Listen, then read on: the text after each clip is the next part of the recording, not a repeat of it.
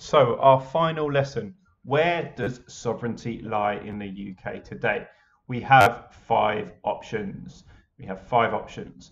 The obvious and easy one, Parliament. The slightly less obvious ones as well. Yeah, we have here, therefore, the need to use our different concepts of sovereignty, not just legal sovereignty, where it clearly lies in Parliament, but also political sovereignty.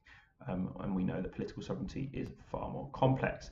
Popular sovereignty, meaning lying with the people, certainly lies with the people at election time and even also at referendum times, as the will of the people, that phrase used again and again by Brexiteers, and Theresa May in particular, makes clear Parliament is sovereign, but wait a minute, the people can be too.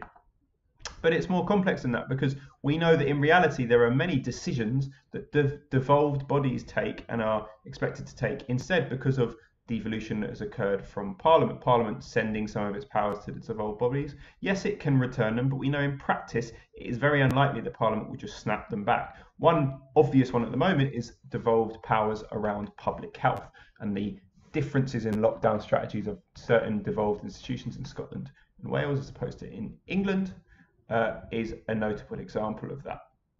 The Supreme Court. Does Supreme Court hold sovereignty? Well, it certainly has the power to enforce judgments on sovereignty, or at the very least make very strong indications of what decisions should be made. Now, when we talk about political sovereignty, we don't necessarily mean can it send police to go and enforce things?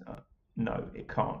It's not that kind of power, but it has a judgment, or has a power to enforce judgments on all of these, particularly the executive, as we saw in the case of Boris Johnson, when it is seen to be acting ultra vires. So the Supreme Court holds some power as well, and some political sovereignty as well. And finally, the executive, we know, does hold some sovereignty. We saw with the case of Theresa May and the airstrikes in 2018 against chemical weapons factories of Assad's forces in Syria. She didn't go through Parliament. She supported the action using prerogative powers as Commander-in-Chief. And the executive also has certain powers around the powers of patronage and powers to prorogue Parliament. Yes, although we know those are limited, as the Supreme Court set out in their judgment last year. So today's lesson, where does sovereignty lie in the UK today? And yes, it is the big question. Ultimately, this is the big question of component 2. You could do a lot worse in an exam than getting a question around where sovereignty lies, because it brings together all of this stuff, things that we've learned in component 2 in unit 1, 2, 3 and 4 in your textbook chapters 5, 6, 7 and 8. Okay. So first task, read through the section in the textbook and answer those questions. I want to just highlight this term functional sovereignty, because I think functional sovereignty is a really good concept for us. It is effectively another term for political sovereignty. But functional sovereignty is the argument to say that sovereignty in the UK exists in different places for different particular functions. So, for instance, on public health and decisions on public health at the moment during the lockdown, some of that sovereignty lies with devolved institutions, but some of it also lies with Parliament, and those decisions are being taken under the COVID bill. Some of it, therefore, also lies with the executive. Okay. Case studies you return to, none of these are new. Yeah, they're all stuff that's turned up in previous lessons, so please do use them to turn up in this final bit. Task C. Task B. Use your case studies to just create a list from component 2 from all of the stuff we've done in lesson and at home. Use that to create a list of your case studies, so you know what you'll be trying to revise. The best thing to do with this, with having had a list, is to create revision cards for each of your case studies.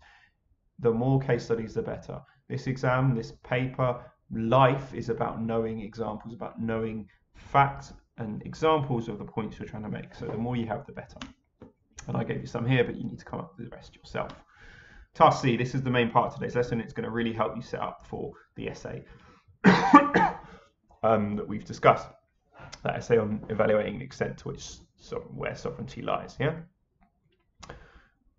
I've given you an example of what I would have written for Parliament. The questions we're asking is, first off, how and when do that particular institution or body or group claim ultimate power or authority? What type of sovereignty are they claiming?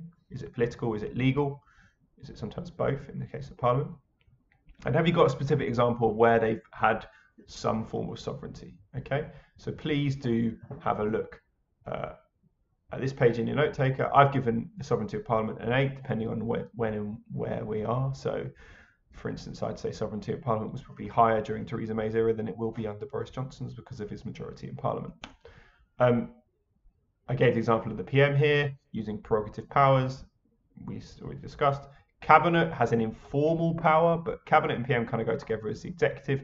But Cabinet do have informal powers, but they're really kind of part of the prerogative powers that we're discussing when we're talking about political sovereignty. The House of Commons, although it's part of Parliament, has a specific location of sovereignty because, for instance, the Commons have the ability to remove a government. They can, for a vote of no confidence, remove a government. The Lords don't have that voting power. Commons have that legitimacy, and that actually did happen in 1979. The judiciary do have a role of interpreting the law, and this can sometimes provide them with an important claim to an ultimate answer to a particular constitutional question. I gave the example of terrorism assets there, but actually, probably a better example would be the case of the Joanna Cherry versus the executive and the Gina Miller case, where the judiciary gave the final say and everyone else followed it. So this is a functional sovereignty on certain issues. As well, the judiciary do have functional sovereignty on particularly human rights. So you may want to have a look at some of the case studies in there where the judiciary have upheld human rights. The electorate definitely do have sovereignty as well, and we talked about popular sovereignty, and devolved bodies also have political sovereignty or functional sovereignty. So where does sovereignty lie in the UK today? In the comments, I would like you to think about that. I'd also like you to answer, has parliamentary sovereignty increased since 97 or decreased? And explain your answer. I'd like a considered answer to this, please, because we can definitely say that it has in some sense with the increase in the importance of Parliament in holding the executive to account, also increasing the power of the Parliament to, for instance, decide on triggering Article 50 or how long it can prorogue. Some of those judgments have certainly enforced the power of parliamentary sovereignty, but certainly it's, and also, by the way, the obvious thing of leaving the EU, returning the principle of parliamentary sovereignty in UK law, that it can't be trumped by any international law like the EU law.